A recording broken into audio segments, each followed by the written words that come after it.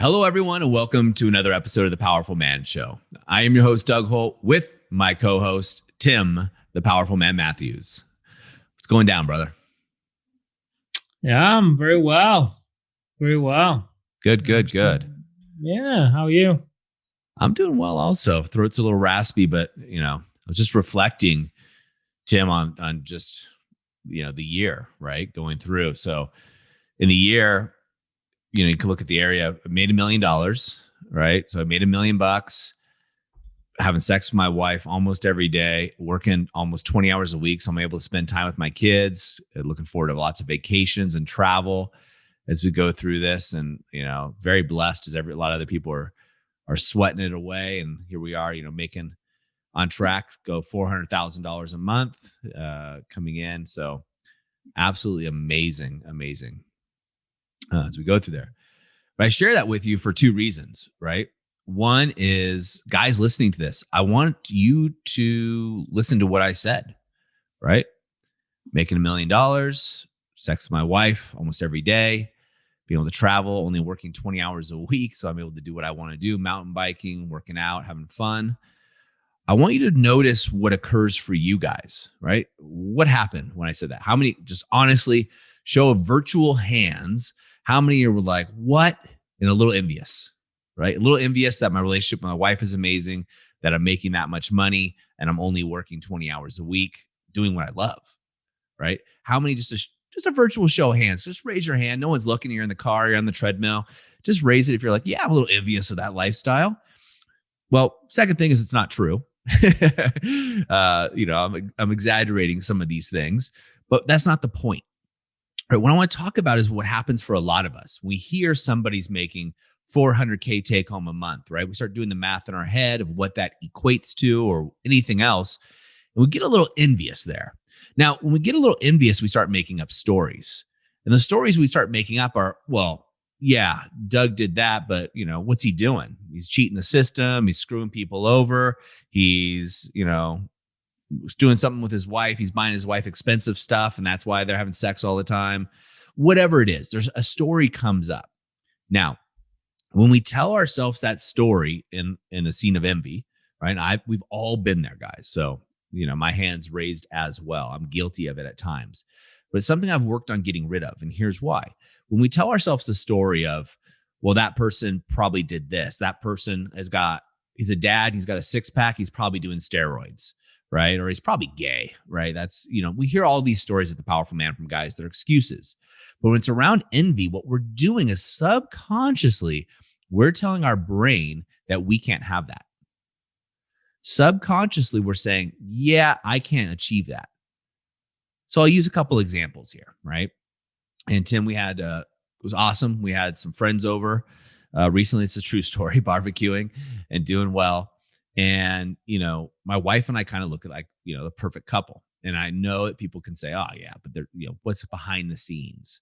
I know it's because my wife talks to the wife. And so women are much more open than guys. And when that envy happens from another husband, right? There must be issues somewhere else. There's got to be other problems, right? Because it looks too good to be true. My wife and I have gone through tons of struggles and our relationships are solid.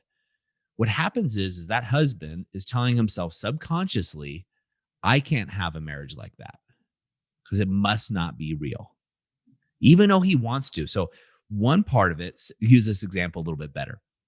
One part of it is you have a guy saying, man, right now I'm in a sexless marriage and I want to be having sex five days a week, right? 5 days a week would be awesome. 2 days just to stretch and recover, but 5 days would be amazing.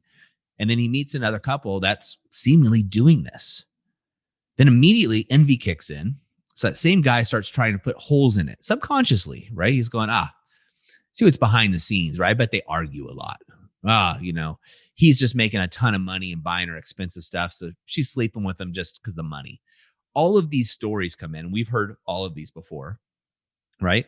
But what the guy is telling himself in this case, the guy in the sexless marriage, subconsciously, I can't have that. So he's working hard at attaining it, getting it, listening to podcasts and things. But his subconscious mind says, you can't have that. Therefore, he'll never get it. Right? He's got too much conflicting evidence there. Now, people do this around money all the time. You and I go in and consult with business owners. We'll do a couple things. We have two different models. I'll just explain to guys because it's relative here. Is you go in, just do classic consulting. Two is we'll implement a team. We'll put a team in position, systems, etc. And when we go in and we do that, we get paid, paid well for it. And people find out what we're getting paid, how much we're making for the value that we're doing. And people start to make up stories. You're making $400,000 a month. Again, recurring revenue.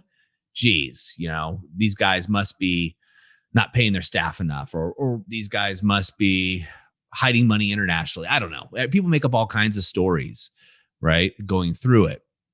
And the truth is, what they're really telling themselves is, I can't do that. I can't make that kind of money, right? I can't make that kind of money working from home, right? It must be easy for him because Tim's got no kids, right? Or it must be easy for Doug because he's got kids, but he's got this big house and he's got a whole level of the house to himself to work from. Whatever the story is, they're all BS stories, by the way. And that's envy. And that stops you guys and prevents you from getting what you really want, for getting that income that you really want, right? From getting that body that you really want, right? From getting that relationship that you really want. It's the envy that stands in our way often to do so.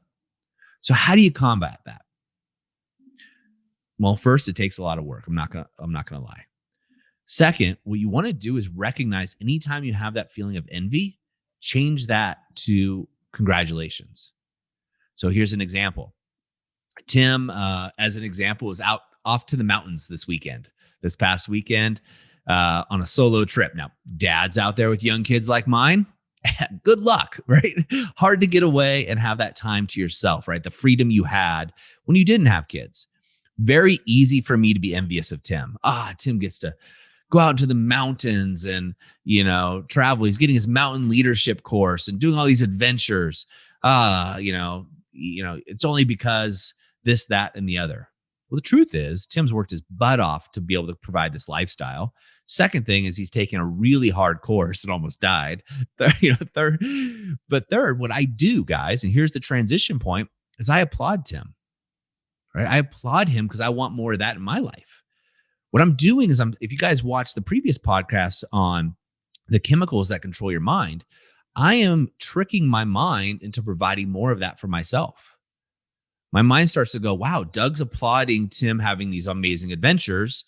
My brain subconsciously is going to eventually start pointing me to having more of these cool adventures and making them a possibility. Same happens with money, right? When I run into people who are making a lot more money, there's a couple guys in the inner circle who are, one guy made $1 million in a day, right? This week, actually. And I applaud him. I'm like, amazing. That's awesome. Great job. Way to put the work in. You've done so much to do this. I'm subconsciously and consciously telling myself that that's a reality, right? That's not currently my reality, but I'd like it to be, right? I'd like that to be my current reality. So I applaud him rather than getting envious of him, rather than saying, oh man, I wish I had $1 million. I wish he would just give me some of that, because he's got so much of it, or any of that BS. I applaud him, right? He's a powerful man. He's stepping up in all the areas of his life. I clap my hands to him. I applaud him, not only because I'm one of his coaches, right? Because that's who I am, but also I'm training and programming my brain to work that way, right? My brain is going to start expecting $1 million days, right? And coming into that. Same thing in the relationship. So this thing of envy, it's so natural, but it's not talked about much, Tim. And I know you've talked about it a lot in coaching the guys. I know it's something you've worked really well in your own life. And you I think you've just done it naturally. You've done it in our conversations. But let's talk a little bit about where we're seeing this apply for the guys that end up applying for the program. Yeah. It's a great topic as well. And I've not always done this. Obviously, many years ago, I think I would have been more likely to have been envious at times. Oh, yeah. And that was when I used to be a victim, quite frankly. And I used to have a life that was full of things that I didn't really want to be there, but I thought I had to do or that I should do, be it projects, businesses, relationships, whatever, right? So I naturally felt empty, hence the 5 agonies and so forth. So anyway, the point is, and I'm not answering your question, I'll get to it in a moment, Doug, the magical thing that happens when you are able to start genuinely congratulating another man or woman on their achievements is you take a piece of that for yourself too. The $1 million day kind of becomes your $1 million day, like you were saying, Doug. But you were speaking of it, my interpretation, you were speaking it more from it becomes a reality, right? Because how your mind works. Yeah, 100%. And also energetically, emotionally, the joy that man felt in making the $1 million or whatever it is, by you congratulating him, you then experience some of that joy, right? Yeah. Which is a great place to be. It's abundance. It's where ideas flow. It's where creativity is. It's where you can be the most decisive. It's where the best ideas are. It's where the most everything that most people are chasing, they can have it right now. And in terms of where do we see this apply to the men coming in, I'll speak more so about the guys on the Inner Circle call today, and I was encouraging the men to remember how easy it can be for them. And I said to them, guys, look, you're not where you used to be.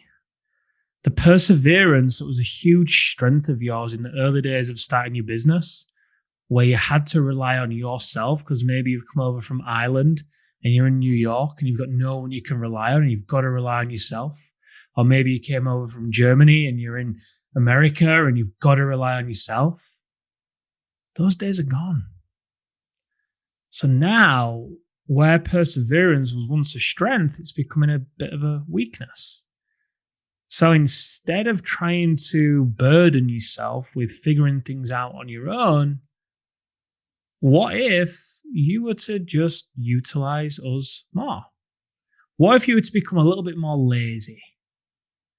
Right? Instead of trying to figure out all the answers on your own, what if you would just say, hey, Tim, Doug, this thing's come up. I'm thinking about handling it this way. What would you guys do? Hey, Arthur, whatever it is. And I told the guys how we use each other, right? That's a big way in which we use our relationship. It makes things so much easier. If I'm paying for coaching, I'm not going to go and research and figure out an answer. I'm going to dive into that community and say, guys, what should this number be? Cool. Why should it be this? Why should it be that? Okay, sweet. Got it. Right. Guys, this is the number we're aiming for. Sweet. Just make it easy. But where I'm going with this is in order for these guys to share, it requires them to be vulnerable. And in doing so, when they're vulnerable and they open themselves up and realize that in sharing the struggle they may be going through, they also enable the men around them to experience a lot of joy in being able to contribute and bond with them in that piece of connection. And I think it's the same for envy and congratulating other men. In order for you to congratulate other men, by default, you get to be in a place of abundance and comfort with who you are and where you're at. So you're not going to start sniping men down or saying that, oh, well, he must have cheated him or he must have done that or he must have, it's irrelevant. Because you're coming from that place of abundance, you can congratulate. I think it's something that the men come into us in the activation method haven't yet figured out. I don't say that with any disrespect to those men. It's just they have prided themselves so much on the struggle, on the fight, and been able to win at it. And they've won very well as well. But it's a transition they often make that when they make it, it naturally spills over into them celebrating the wife, them celebrating the kids. Instead of pointing at the one or two things that they could have done better, they start to point at the one or two things they did really well. Mm-hmm. And it just builds closeness and connection and everything progresses. Yeah, it's really interesting for me as well to look at that. And as you mentioned, guys in the group, and I'll explain another story. And this is not to promote the group, but guys to promote another way of thinking, right? That happens. We have a guy that's in the inner circle who's done tremendously well in real estate, right? Really good. Easy to be envious of him, right? He's killed it in real estate. With the other guys in our program, the Brotherhood, who have access to him, they reach out and call him and ask for his advice. Hey, I've got real estate too. I'm thinking about doing this. What do you think? Or, hey, I'm thinking about getting into commercial or residential. And they're exchanging information and releasing oxytocin, right? Forming new bonds with each other, right? Everybody's helping everybody out. When envy's removed, you can do that. When you start making up stories about other people, it's easy for Doug because he's in the States, or because he's always been an entrepreneur starting businesses, whatever the story is. I don't even know what stories to make up about myself, but it's easier for Tim because he's younger, older, whatever it is. That's envy. You're making an excuse. And as you said, Tim, you're playing the victim card, right? And no guy wants to be a victim. It's really hard for guys when I call it out on them and say, dude, you're being a victim right now. One is, it's not sexy. So if you're being a victim, I can tell you your wife doesn't find that sexy at all. Two, it's not manly, in my opinion. You got to have ownership. I mean, look at Jocko Willink, if I'm saying his name right. I mean, Extreme Ownership. I mean, that book flew off the shelves because guys identify him as a manly man, right? Coming through there. He's not playing the victim.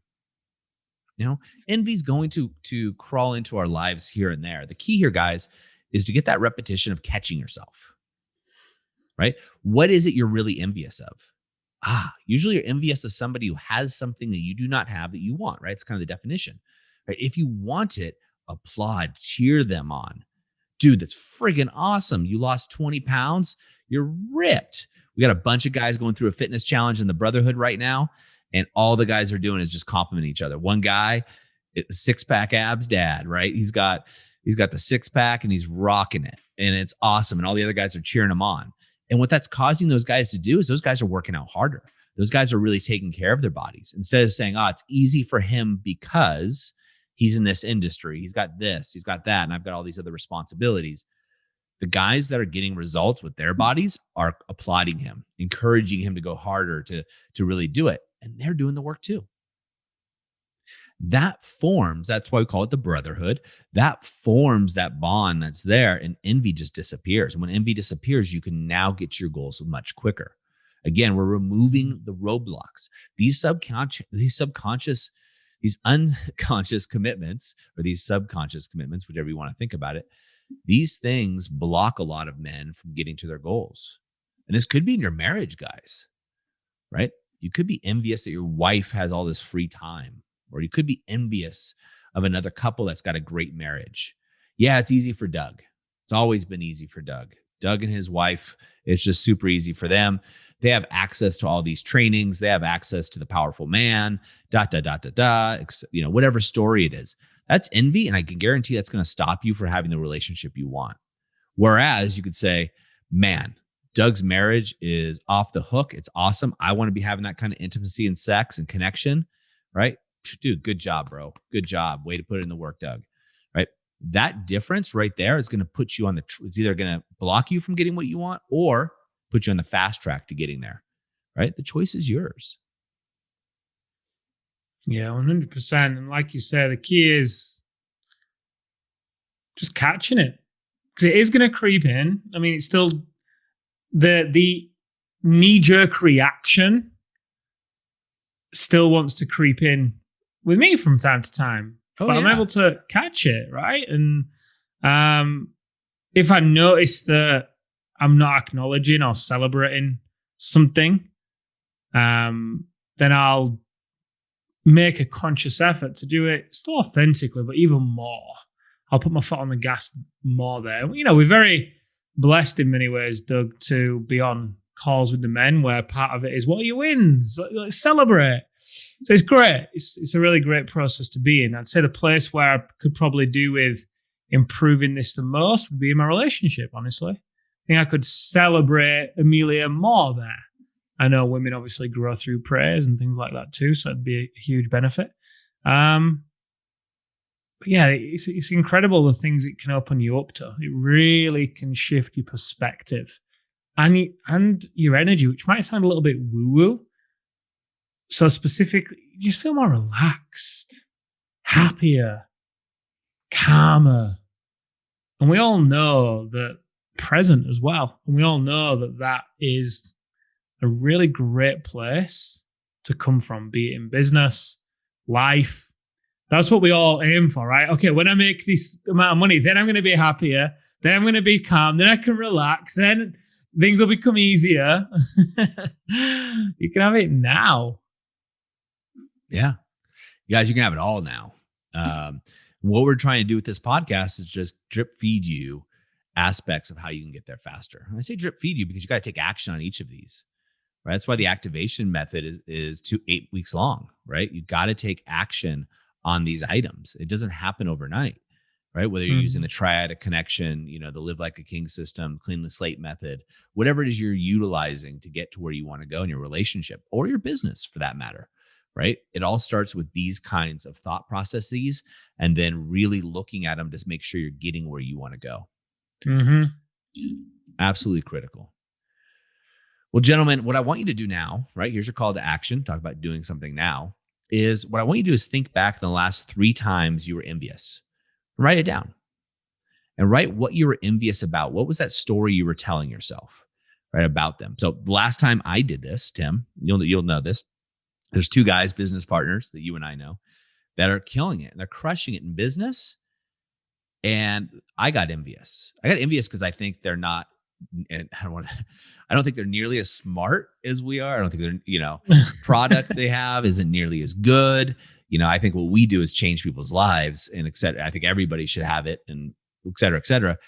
And I caught myself being envious about that rather than applauding. I've since changed that and I applaud them. I actually publicly applaud them and recommend them, but I'm not going to say their name because I don't want them not to be discouraged because of my initial reaction.